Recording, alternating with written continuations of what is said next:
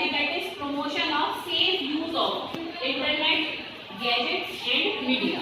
ठीक है। अच्छा, तुमने कहीं वर्ड सुना होगा कभी कि साइबर क्राइम।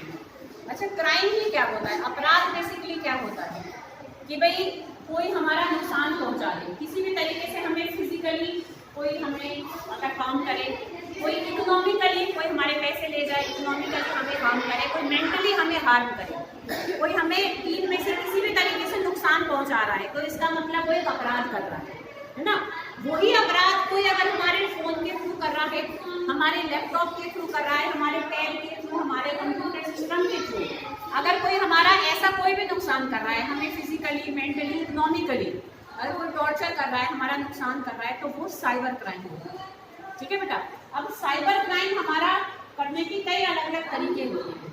जैसे कई हमारे पॉइंट्स हैं, तो अगर हम पहला पॉइंट्स देखें, पर्टिकुलर इनकी टर्म्स भी दे रखी है। जैसे पहले हम देखें कि एक होता है हैकिंग। हैकिंग में क्या होता है कि कोई हैक कर लेता है तुम्हारे डेटा में।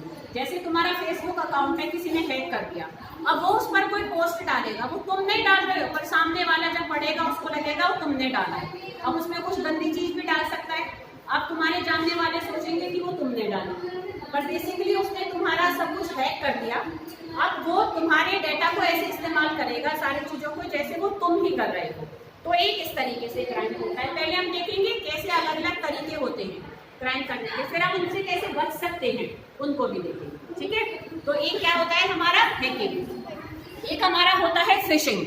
फिशिंग में बेसिकली क्या होता है कि कोई हमारे पिन नंबर का, किसी को एटीएम पिन का पता लग जाए, है ना, जो हमारे ऐसे ओटीपी है, तो ऐसे कुछ जो बिल्कुल पर्सनल हमारी इंफॉर्मेशन होती है। भाई किसी को हमारा एटीएम का पिन नंबर पता लग गया, ठीक है, तो अगर उसके हाथ हमारे एटीएम लग गया और पिन नंबर भी पता लग गया, वो तो साफ कर देगा तुम्हारा।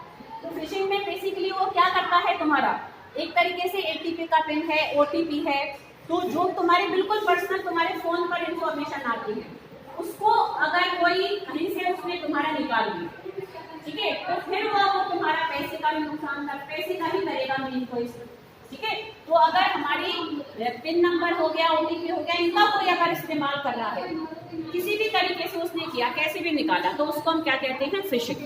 ठीक है बेटा, आ रही बात सामने। जैसे कि भाई ऐसे वो डालकर, जाल डालकर किसी ने निकाल ली तुम्हारी इंफॉर्मेशन, जैसे मछली को निकाल ली। ठीक है।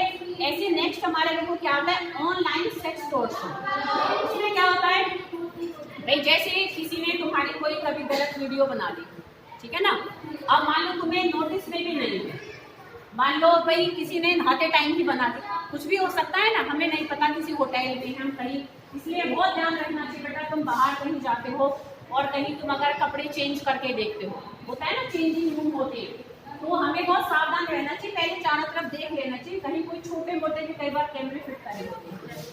अब वो वीडियो के थ्रू तुम्हें ब्लैकमेल करेंगे, कहेंगे हम तुम्हारी वीडियो यहाँ डाल देंगे, वहाँ डाल देंगे, ऐसे कर देंगे, ऐसे कर देंगे। कितनी आत्महत्या को इसी बात पर हो जाती है कि किसी ने तुम्हारे अननोइंगली, तुम्हारी नोटिस में भी नहीं था, वीडियो बना लिया। तो ये हमें अपने आप को सतर्क रखना है, तो ऐसी चीज़ों से बच सकते हैं, बचने के तरीके के पीछे देखेंगे।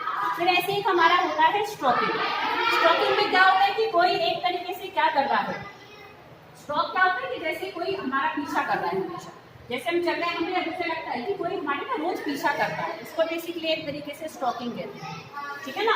तो कोई तुम्हारा जैसे फोन पर तुम्हें बारी बारी अलग अलग नंबर से फोन करता रहता है, गंदा गंदा बोलता रहता है, तुम पता ही नहीं कर पा रहे हो कि वो कौन बंदा है, पर तुम मेंटली कितना हैरास होते हो कि कोई फोन करके हमें गंदा गंदा बोले ही जा रहा है, बिना बात के बोले जा रहा है।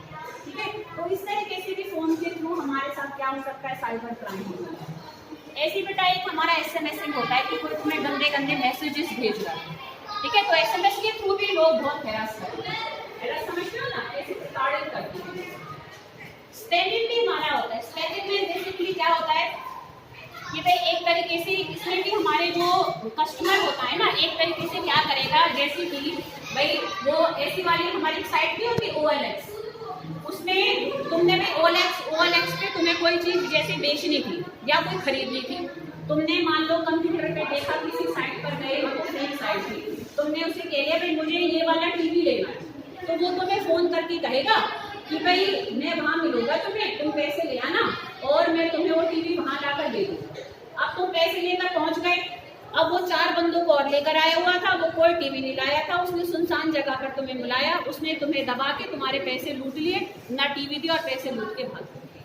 समझ में आई बेटा बात? तो इस तरीके से भी क्या होता है, प्रोडक्ट्स के थ्रू अट्रैक्शन देकर भी वो तुम्हें क्या कर सकती है, लूट सकती है, तो उसको हम स्पैमिंग कहते हैं। समझ में आ रही बेटा बात? ऐसे ही देखो बेटा वायरस अटैक होता है कि भाई वायरस अगर हमारे सिस्टम में आ गया, इसलिए हमें फोन में, लैपटॉप में ऐसे मतलब कोई भी साइट उठाकर हम एक्सप्लोर कर रहे हैं, तो हमें वो ध्यान रखना चाहिए कि कोई मतलब जो एक तरीके से ऑथराइज्ड साइट्स होती है, हमें यूं ही नहीं कोई भी जैसे उल्टी सीधी और जो गंदी वाली साइट्स होती है वो तो सच में ही खराब होती है, वो वायरस तुम्हारे सिस्टम में डाल देती है। अब वो वायरस तुम्हारे सारे सिस्टम को हार्म पहुंचाएगा, धीरे धीरे सब चीज उड़ती चली जाएगी। समझ रहे हो? तो ऐसे वायरस अटैक भी हमारा एक तरीके का साइबर क्राइम होता है, कई बार पूरा का पूरा डेटा उड़ जाता है हमारा वायरस। ठीक है, ऐसे देखो डेटा ब्रीच होता है, डेटा ब्रीच में भी बेसिकली क्या होता है कि हमारा कि भाई हमें ये पता भी नहीं है और किसी ने हमारा डाटा एक्सेस कर दिया, ऐसे समझते हो कि भाई वो भी अपने डेटा को देख रहा है, हमारे डेटा को वो भी अपने फोन या स्क्रीन पर देख रहा है, हम कुछ भी ऑन कर रहे हैं उसे दिख रहा है वो सारा। तो ऐसे उनके अलग अलग तरीके होते हैं बेटा कि भाई पता नहीं कौन सी वाली चीज़ है, जैसे कई बार कोई मैसेजेस आते रहते हैं ऐसे अट्रैक्शन देने के कि भाई इतने पैसे मिल जाएंगे, यहाँ करो, इतने पैसे मिल जाएंगे, ये करो, तुम क्लिक मार देते हो, क्लिक मारते ही उनके पास ऐसा तरीका होता है वो तुम्हारा पूरा डाटा एक्सेस कर लेते हैं। तुम कुछ भी चलाओगे ना फोन पर, सब कुछ उसके स्क्रीन पर भी चलेगा। ठीक है, आगे की बात समझ में? ऐसे देखो बेटा एक रैंसमवेयर होता है, रैंसमवेयर में बेसिकली हमारा क्या होता है, ऐसे समझो जैसे अपहरण नहीं कर देते हैं और फिर पैसा मांगते हैं फिरौती, तो ऐसे उसने तुम्हारा कोई मेन डेटा क्या कर लिया, मतलब अपहरण कर लिया, उसका निकाल लिया कहीं से, अब वो तुम्हें उसको वापस करने के तुमसे फिरौती मांगे, तो उसको रैंसमवेयर कहते हैं। ठीक है बेटा, तो मेन ये सारे हमारे तरीके हैं जिनके थ्रू बेटा क्या हो सकता है, साइबर क्राइम हो सकता है। अब हम इनसे कैसे कैसे बच सकते हैं, ठीक है, हम इनके अगर बचने के तरीकों को भी देखें, क्योंकि मेन हमें इस चीज का ध्यान रखना है। सबसे पहले क्या ध्यान रखें कि कभी भी अपना OTP, अपना कोई भी पिन नंबर, कोई भी पर्सनल इंफॉर्मेशन होती है कभी भी किसी को भी मत बताओ, फोन में कहीं सेव भी मत करो। जैसे पिन नंबर होता है, हम ATM का कहीं भूल ना जाए, गूगल पे पर जो हमारा क्या होता है पासवर्ड होता है, तो हमें उनको कभी भी अपने सिस्टम, अपने कई सिस्टम में सेव करके कभी भी नहीं रखना चाहिए। गुम हो गया तो कोई भी आदमी निकाल कर उसका गलत इस्तेमाल करे, ना किसी के साथ शेयर करें, ना ही अपने फोन में उनको कभी भी सेव करके रखें। कहीं और लिख लो, कुछ ऐसा इजी बनाओ या ऐसा कोई बनाओ जो कि तुम मतलब तुम्हें याद रहे, तुम उसको भूलो ना। इससे अच्छा तो कॉपी पे भी कहीं अगर लिख के रख लो तो देखो घर से भी कुछ चोरी हो सकता है, तो कुछ ऐसा उल्टा सीधा बनाओ जो कोई पहचान ना सके। ठीक है, अपने फोन में हम लॉक लगा के रखें, जैसे अगर हम ऐसी जगह पर जा रहे हैं हमें रख सकता है, फोन देख सकता है, तो फेस लॉक लगाएं, फिंगर लॉक लगाएं, क्योंकि वैसा लॉक तो कोई भी डाल कर देख ले, पर तुम्हारे फिंगरप्रिंट का या फेस लॉक तो कोई भी नहीं खोल सकता तुम्हारे अलावा। तो अगर हम ऐसी किसी जगह जा रहे हैं तो हम इन चीज़ों को भी इस तरीके से इस्तेमाल करें तो भी हम उससे बच सकते हैं। अपने सिस्टम को अप टू डेट रखें, भाई जैसे कुछ भी होता है, भाई कई बार ऐसे नहीं आता कि योर सिस्टम नीड अपडेशन, ऐसे करके भी आता है, तो हमें अपडेट करके रखनी चाहिए अपनी सारी चीज़ों को। उल्टी सीधी साइट्स को फालतू में एक्सप्लोर नहीं करना चाहिए, उससे क्या होते हैं, वायरस आते हैं हमारे सिस्टम। ठीक है ना, तो ऐसे इन चीज़ों का भी हमें ध्यान रखना चाहिए। ऐसे ही कि बेटा कि भाई जो हमारा कंप्यूटर है, लैपटॉप है, उसमें हमें ऐसे एंटीवायरस सॉफ्टवेयर डाल के रखना चाहिए, इन केस कभी वायरस आ जाए तो साथ साथ ही उसको खत्म करते हैं ना, एक तरीके से वो वायरस की दवाई रहती है। फालतू में यूँ ही नहीं कोई भी चीज़ उठा के हर टाइम डाउनलोड करेगा, ज़्यादा डाउनलोड करते हो उससे भी हमारे क्या होता है, सिस्टम में क्या आ जाता है, वायरस आ जाता है। और एक मैं तुम्हें बताती हूँ नंबर, बेशक सब नोट भी करके रखना, मैं फोन करके भी वैसे इसमें उसका फोटो डाल दूँगी। 1930 ये साइबर क्राइम के अगेंस्ट रिपोर्ट करने का नंबर है। इस नंबर पे हम डायल करेंगे और फिर अगर हमारा कहीं भी कुछ भी गड़बड़ हुई है तो हम इस नंबर पे कॉल करके हेल्प मांग सकते हैं।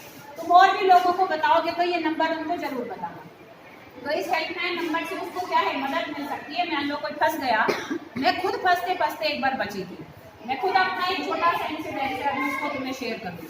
ठीक है बेटा, कभी भी ऐसे जो वल्गर साइट्स होती हैं जिस पे उल्टे सीधे फोटो, गंदे ऐसी वीडियोस होती हैं, उनको नहीं एक्सप्लोर करना चाहिए। उसमें सबसे ज़्यादा वायरस आते हैं, वो सबसे बेकार साइट्स होती है। ठीक है, तो ऐसा कोई काम हमें अपने फ़ोन या उस पर को सेव रखना। ठीक है बेटा, आ रही है बात समझ में। और अपने कोई भी हमारे एक तरीके से जो प्राइवेट फीचर्स होते हैं हमारे डिवाइस के, उनको हमें उन पे लॉक लगा लगा के रखना चाहिए कि कोई ऐसे खोले ही ना उसको। वो हमारे लॉक से जब हम लोग डालें उसको, पासवर्ड डालें, तभी वो ओपन हो। तो ऐसे कुछ बातों का अगर हम ध्यान रखेंगे तो हम अपने इंटरनेट गैजेट्स और मीडिया का हम इनका क्या करेंगे, यूज करेंगे। हम इनको ना खुद मिस यूज करें, ना किसी और को हमारी चीजों को हम मिस यूज करते हैं। इस बात का हमें ध्यान